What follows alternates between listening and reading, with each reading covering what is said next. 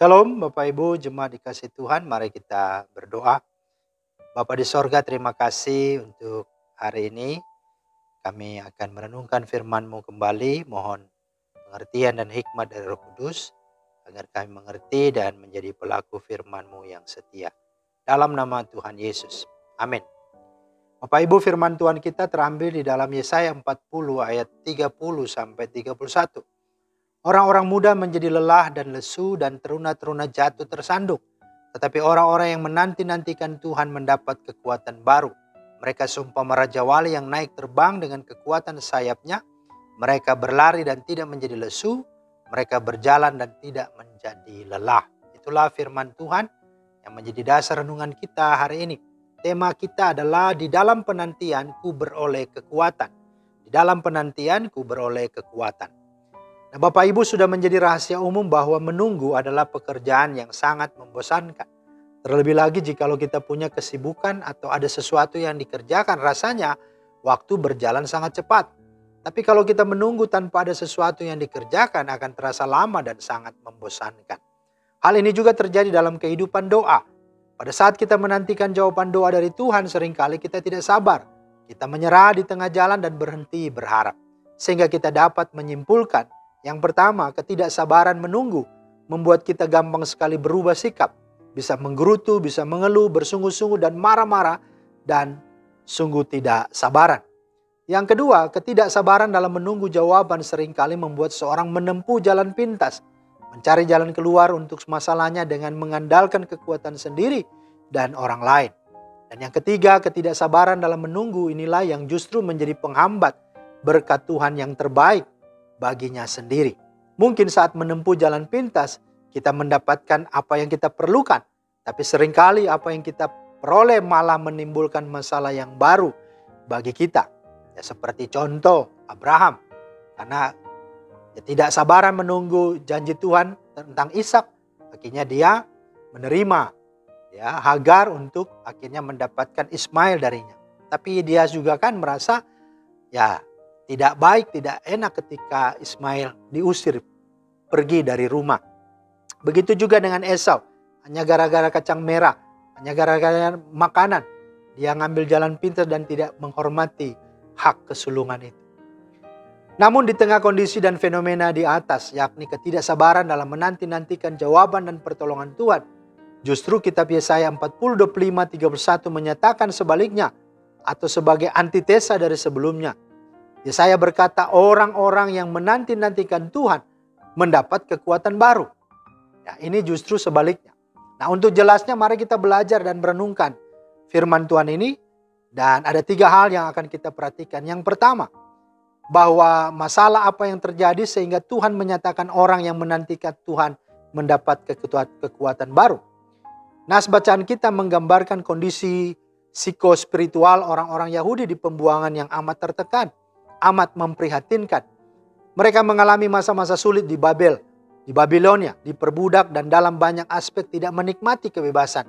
Pada satu sisi mereka membutuhkan dorongan, penghiburan dan kepastian. Sementara di sisi lain karena beban hidup yang semakin besar di pembuangan, suara keputusasaan terdengar. Sayup-sayup terdengar keraguan akan kekuasaan Tuhan. Seolah-olah Tuhan tidak tahu situasi sulit mereka. Ayat 27 mereka berkata, hidupku tersembunyi dari Tuhan dan hakku tidak diperhatikan Allahku. Sehingga yang terjadi adalah Tuhan sendirilah yang berperkara dengan mereka. Ayat 25-26 bahkan 29-30. Tuhan berkata, dengan siapa hendak kamu samakan aku? Seakan aku seperti dia, firman yang Maha Kudus. Artinya Tuhan cemburu dan marah ketika umatnya bersungut-sungut dan tidak percaya kepadanya. Bahkan hendak menyamakan dia dengan yang lain, dengan dewa-dewa, dengan ilah-ilah. Yang kedua, arahkanlah hatimu ke langit dan lihatlah siapa yang menciptakan semua bintang itu dan menyuruh segenap tentara mereka keluar sambil memanggil nama mereka sekaliannya. Satu pun tiada yang tidak hadir, oleh sebab Ia Maha Kuasa dan Maha Kuat. Artinya Tuhan mau katakan semua ciptaan tanpa terkecuali ada karena Tuhan yang ciptakan dan semua ada dalam kedaulatannya. Hal yang ketiga, Tuhan berkata, tidakkah kau tahu dan tidakkah kau dengar? Tuhan ialah Allah kekal yang menciptakan bumi dari ujung ke ujung. Ia tidak menjadi lelah dan tidak menjadi lesu, tidak terduga pengertiannya. Tuhan artinya berkuasa dan sanggup. Tidak ada kata tidak bisa dari Tuhan. Bagi Tuhan tidak ada yang mustahil. Bahkan yang berikut dikatakan, Dia memberi kekuatan kepada yang lelah dan menambah semangat kepada yang tidak berdaya. Orang-orang muda menjadi lelah dan lesu, dan teruna-teruna jatuh tersandung. Artinya Tuhan mau mengajar mereka bahwa Tuhanlah sumber kehidupan kita. Tuhan justru mengizinkan segala sesuatu untuk mendidik dan melatih otot-otot rohani kita, supaya kita kuat dan melatih kita untuk lebih percaya Dia dan mengandalkan Dia. Perhatikan, Tuhan tidak menjawab doanya langsung atau seketika dengan membuat mereka tidak menghadapi masalah, melainkan Tuhan menjawab mereka dengan memberi mereka kekuatan, kemampuan untuk mereka dapat menghadapi masalah. Pernah saudara tahu pujiannya berkata, Tuhan tak pernah janji langit selalu biru, tetapi Dia berjanji selalu menyertai. Nah, artinya saudara, Tuhan mau membuat kita menjadi pribadi-pribadi yang tangguh, pribadi yang kuat untuk menghadapi setiap masalah. Karena itu refnya berkata, jangan pernah menyerah, jangan berputus asa, mujizat Tuhan ada bagi setiap orang yang percaya. Artinya, mari inilah yang jadi kekuatan kita.